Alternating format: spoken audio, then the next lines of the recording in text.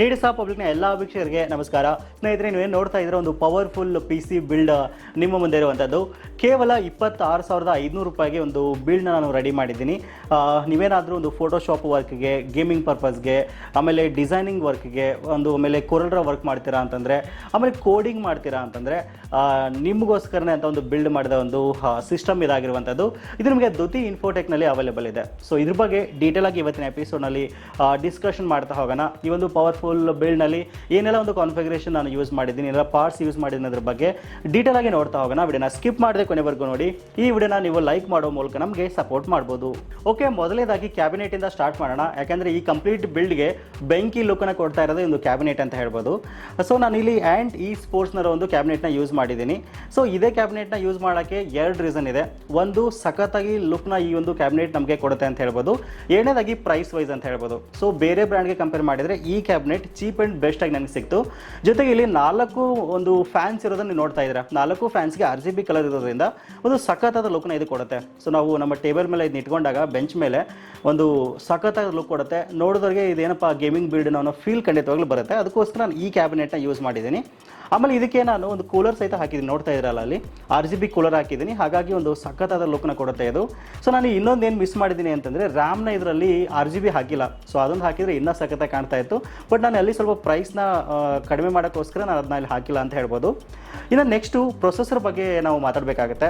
Processor ನಾನು ಇಲ್ಲಿ Ryzen 5 ಪ್ರೊಸೆಸರ್ನ use ಮಾಡಿದ್ದೀನಿ. ಸೊ ತುಂಬ ಜನರಿಗೆ Ryzen 5 ಅಂದ ತಕ್ಷಣವೇ ಬ್ರೋ ಇಂಟೆಲ್ ಆಗಿದ್ರೆ ಚೆನ್ನಾಗಿರ್ತಾ ಇತ್ತು ಅಂತ ಖಂಡಿತವಾಗ್ಲೂ ಅದು ಫೀಲ್ ಬರುತ್ತೆ. ಅದು ಯಾಕೋ ಗೊತ್ತಿಲ್ಲ, ಬಟ್ ಗೇಮಿಂಗ್ ಪರ್ಪಸ್ಗೆ ಅಂತ ಬಂದಾಗ, ರೆಂಡರಿಂಗ್ಗೆ ಅಂತ ಬಂದಾಗ ಖಂಡಿತವಾಗ್ಲೂ Ryzen ಬೆಸ್ಟ್ ಸೀರೀಸ್ ಅಂತ ಹೇಳ್ಬೋದು. ಸೊ ನಾನು ಇದರಲ್ಲಿ Ryzen 5 Pro ಒಂದು ಪ್ರೊಸೆಸರ್ನ ಯೂಸ್ ಮಾಡಿದ್ದೀನಿ. ಸೊ ಇದರ ವಿಶೇಷತೆ ಏನಪ್ಪ ಅಂತಂದರೆ, ಇದರಲ್ಲಿ ರೇಡಿಯನ್ ವೇಗ ಗ್ರಾಫಿಕ್ಸ್ ಇರೋದು, ರೇಡಿಯನ್ ವೇಗ 11 ಗ್ರಾಫಿಕ್ಸ್ ಇರೋದು ವಿಶೇಷ ಅಂತ ಹೇಳ್ಬೋದು. ಸೊ ಈ ಕಾಂಬಿನೇಷನ್ಲಿ ನಾವು ಅಪ್ ಟು 60 FPS ವರೆಗೂ ಯಾವುದೇ ಒಂದು ಗೇಮ್ನ ನಾವು ರನ್ ಮಾಡ್ಬೋದು. ಸೊ ನೀವು PUBG ಆಡ್ತೀರಾ ಅಂತಂದರೆ, GTA 5 ಆಡ್ತೀರಾ ಅಂತಂದರೆ, ಒಂದು ಫ್ರೀ ಫೈರ್ ಆಡ್ತೀರಾ ಅಂತಂದರೆ, ಯಾವುದೇ ಒಂದು ಗೇಮ್ನ ನೀವು ಆರಾಮಾಗಿ ಇದರಲ್ಲಿ ರನ್ ಮಾಡ್ಬೋದು.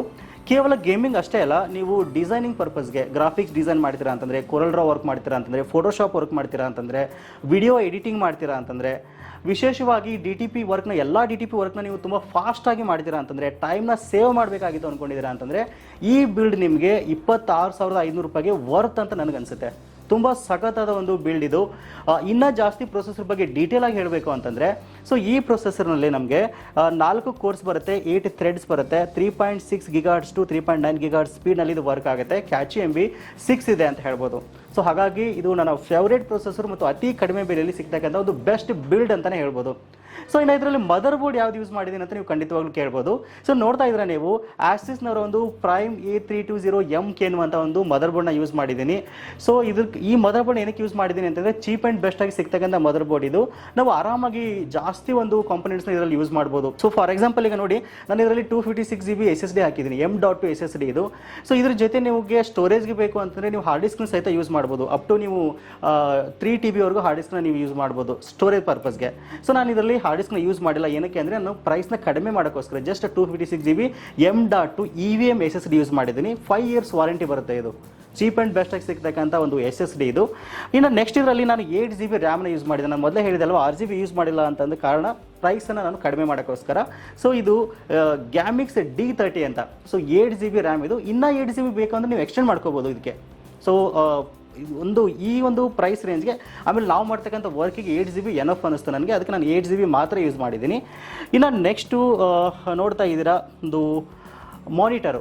ಸೊ ಮಾನಿಟರ್ ಅಂತ ಬಂದಾಗ ನಾವು ಎಷ್ಟು ದುಡ್ಡು ಕೊಡ್ತೀವಲ್ಲ ಆ ದುಡ್ಡಿಗೆ ತಕ್ಕಂಥ ಒಂದು ಮಾನಿಟರ್ ನಮಗೆ ಸಿಗುತ್ತೆ, ಆಯಿತಾ. ಸೊ ನಾನು ಇದರಲ್ಲಿ ಇಂಟರ್ ಮಾನಿಟರ್ ಯೂಸ್ ಮಾಡಿದ್ದೀನಿ. ಇಂಟರ್ ಸಹಿತ ಒಂದು ಒಳ್ಳೆಯ ಬ್ರ್ಯಾಂಡ್ ಅಂತ ಹೇಳ್ಬೋದು. ಕೇವಲ 4,500 ರೂಪಾಯಿಗೆ 19.5 ಇಂಚಸ್ ಇರ್ತಕ್ಕಂಥ ಮಾನಿಟರ್ ನಮಗೆ ಸಿಗ್ತಾ ಇದೆ. ಕೇವಲ ಗೇಮಿಂಗ್ ಅಷ್ಟೇ ಅಲ್ಲ, ಸೊ ನಾವು ಯಾವುದೇ ಒಂದು ವರ್ಕ್ನ ಮಾಡ್ತೀವಿ ಅಂತಂದ್ರೂ ಚೀಪ್ ಆ್ಯಂಡ್ ಬೆಸ್ಟಾಗಿ ಕೇವಲ 4,500 ರೂಪಾಯಿಗೆ ಈ ಮಾನಿಟರ್ ನಾನು ಯೂಸ್ ಮಾಡಿದ್ದೀನಿ. ನಿಮ್ಗೆ ಯಾವ್ದು ಇಂಟ್ರೆಸ್ಟ್ ಇದೆಯೋ, ಯಾವ್ದು ಇಷ್ಟ ಆಗುತ್ತೋ ಅದನ್ನು ತೊಗೊಳ್ಬೋದು. ನಾನು ಇನ್ನೊಂದು ಮಾರ್ತೆ SMPS ಯಾವ್ದು ಯೂಸ್ ಮಾಡಿದ್ದೀನಿ ಅಂತ. ಸೊ ಆ್ಯಂಟಿ ಸ್ಪೋರ್ಟ್ಸ್ನವರ ಒಂದು SMPS ನಾನು ಯೂಸ್ ಮಾಡಿದ್ದೀನಿ, ಇಲ್ಲಿ ನೋಡ್ತಾ ಇದ್ದೀರಾ. ಇನ್ನು ನೆಕ್ಸ್ಟು ಕೂಲರ್ ಇದರಲ್ಲಿ ನಾನು ಇಲ್ಲಿ ನಿಮ್ಗೆ ಕಾಣ್ತಾ ಇದೆಯಲ್ಲ ಮುಂದ್ಗಡೆ ಭಾಗದಲ್ಲಿ RGB ಕೂಲರ್ ಇದೆಯಲ್ಲ, ಇದು ಆ್ಯಂಟೆಕ್ನವರ ಒಂದು ಕೂಲರ್ ಯೂಸ್ ಮಾಡಿದ್ದೀನಿ. ಸೊ ಇದು ಒಂಚೂರು ಕಾಸ್ಟ್ಲಿ ಆಯ್ತು ಅಂತ ಹೇಳ್ಬೋದು. ನನ್ನ ಒಂದು ಬಜೆಟ್ ಲೆವೆಲ್ಗೆ ಒಂದು 200 ರೂಪಾಯಿ ಜಾಸ್ತಿ ಆಯ್ತು ಅಂತ ಹೇಳ್ಬೋದು. ಇದಕ್ಕಿಂತ ಒಂದು 300-400 ರೂಪಾಯಿ ಕಡಿಮೆ ಕೊಟ್ಟರೆ RGBನೇ ಬರುತ್ತೆ. ಬಟ್ ಇದು ಒಂದು ಒಳ್ಳೆಯ ಲುಕ್ನ ಕೊಡುತ್ತೆ, ಆಮೇಲೆ ಒಂದು ನೋಡೋಕ್ಕೂ ಸಹಿತ ಚೆನ್ನಾಗಿದೆ ಇದು. ಅದಕ್ಕೋಸ್ಕರ ನಾನು ಇದನ್ನ ಯೂಸ್ ಮಾಡಿದ್ದೀನಿ. ಇನ್ನು ನೆಕ್ಸ್ಟ್ ಕೀಬೋರ್ಡ್ ಮೌಸು ಅದು ಸಹಿತ ನೀವು ದುಡ್ಡು ಕೊಟ್ಟಂಗೆ ಇರುತ್ತೆ. ಸೊ ನಾನು ಇಂಟೆಕ್ಸ್ ಕೀಬೋರ್ಡ್ ಮೌಸಲ್ಲಿ ಕಾಂಬೋ ಪ್ಯಾಕ್ ಇಟ್ಟಿದ್ದೀನಿ. RGB ಕಲರ್ ಇರತಕ್ಕಂಥದ್ದು. ನಿಮಗೆ ಸುಮಾರು ಒಂದು 700ರಿಂದ 800 ರೂಪಾಯಿವರೆಗೂ, ಅದು ಡಿಪೆಂಡಿಂಗ್ ಆನ್ ಒಂದು ಪ್ಲೇಸ್ ಅಂತ ಹೇಳ್ಬೋದು ಆಯಿತಾ. ನಾವು ಜಾಸ್ತಿ ಯೂನಿಟ್ಸ್ ತೊಗೊಂಡ್ರೆ ನಮಗೆ ಒಂದು 700-800 ರೂಪಾಯಿಗೆ ಸಿಗುತ್ತೆ. ನೀವು ಒಂದೊಂದು ಯೂನಿಟ್ ಅಮೆಜಾನಲ್ಲಿ ತೊಗೋತೀರಾ ಅಂದರೆ 900 ರುಪೀಸ್ ಆಗುತ್ತೆ ಅಂತ ಹೇಳ್ಬೋದು. ಇನ್ನು ಬೇಡಪ್ಪ ಅಲ್ಲಿ ಸಹಿತ ನಾವು ದುಡ್ಡು ಉಳಿತಾಯ ಮಾಡ್ತೀವಿ ಅಂತಂದರೆ ಇಂಟರ್ ಇದೆಯಲ್ಲ, ಸೊ ಇಂಟರ್ ಮೌಸ್ ನೀವು ತೊಗೊಳ್ಬೋದು. ಇಂಟರ್ ಕೀಬೋರ್ಡ್ ಸಹಿತ ನಿಮಗೆ ಸಿಗುತ್ತೆ. ಇದು ಸಹಿತ ಜಸ್ಟ್ ನಿಮಗೆ 500 ರೂಪಾಯಲ್ಲಿ ಕಾಂಬೋ ಬಂದ್ಬಿಡುತ್ತೆ. ಸೊ ವೈರ್ಡ್ ಇನ್ ಕೇಸ್ ನಿಮಗೆ ವೈರ್ಲೆಸ್ ಬೇಕು ಅಂದರೆ ಸಹಿತ ನೀವು ತೊಗೊಳ್ಬೋದು. ಬಟ್ ಗೇಮಿಂಗ್ ಸೆಟಪ್ಗೆ RGB ವೈರೇ ಒಂದು ಬೆಸ್ಟ್ ಲುಕ್ ಕೊಡುತ್ತೆ ಅಂತ ಹೇಳ್ಬೋದು. ಸೊ ಈ ಕಂಪ್ಲೀಟ್ ಸೆಟಪ್ಗೆ ಮಾನಿಟರ್ನ ಹೊರತುಪಡಿಸಿ 26,500 ರೂಪಾಯಿ ನಿಮಗೆ ದುತಿ ಇನ್ಫೋಟೆಕ್ನಲ್ಲಿ ಅವೈಲೇಬಲ್ ಇದೆ ಅಂತ ಹೇಳ್ಬೋದು. ಇನ್ ಕೇಸ್ ನೀವು ಪರ್ಚೇಸ್ ಮಾಡ್ತೀರಾ ಅಂತಂದರೆ ಆರಾಮಾಗಿ ಸ್ಕ್ರೀನ್ ಮೇಲೆ ಕಾಣ್ತಕ್ಕಂಥ ನಂಬರ್ಗೆ ಕಾಂಟ್ಯಾಕ್ಟ್ ಮಾಡಿ ನೀವು ನೇರವಾಗಿ ಹಾವೇರಿ ದುತಿ ಇನ್ಫೋಟೆಕ್ ಆಫೀಸ್ಗೆ ಬಂದು ವಿಸಿಟ್ ಮಾಡಿ ಪರ್ಚೇಸ್ ಮಾಡ್ಬೋದು. ಇಲ್ಲ ನಿಮಗೆ ಹೋಮ್ ಡೆಲಿವರಿ ಬೇಕು ಅಂದರೆ ಸಹಿತ ನಾವು ಕೊಡ್ತೀವಿ. ಹೋಮ್ ಡೆಲಿವರಿಗೆ ಒಂದು 500 ರೂಪಾಯಿ ಶಿಪ್ಪಿಂಗ್ ಚಾರ್ಜ್ ಎಕ್ಸ್ಟ್ರಾ ಆಗುತ್ತೆ ಅಂತ ಹೇಳ್ಬೋದು. ಸೊ ಆಮೇಲೆ ನೆಕ್ಸ್ಟು ಈ ಮಾನಿಟರ್ ಏನಿದೆಯಲ್ಲ, ಸೊ ಮಾನಿಟರ್ ನಿಮ್ಗೆ ಯಾವ್ದು ಬೇಕಾದ್ರೆ ನೀವು ಪರ್ಚೇಸ್ ಮಾಡ್ಬೋದು. ನಾನು ಮೊದಲೇ ಹೇಳಿದೆ ನಿಮಗೆ. ಸೊ ಇದಿಷ್ಟು ಕಂಪ್ಲೀಟ್ ಆಗಿ ಈ ಸೆಟಪ್ನ ಬಗ್ಗೆ ಮಾಹಿತಿ ಅಂತ ಹೇಳ್ಬೋದು.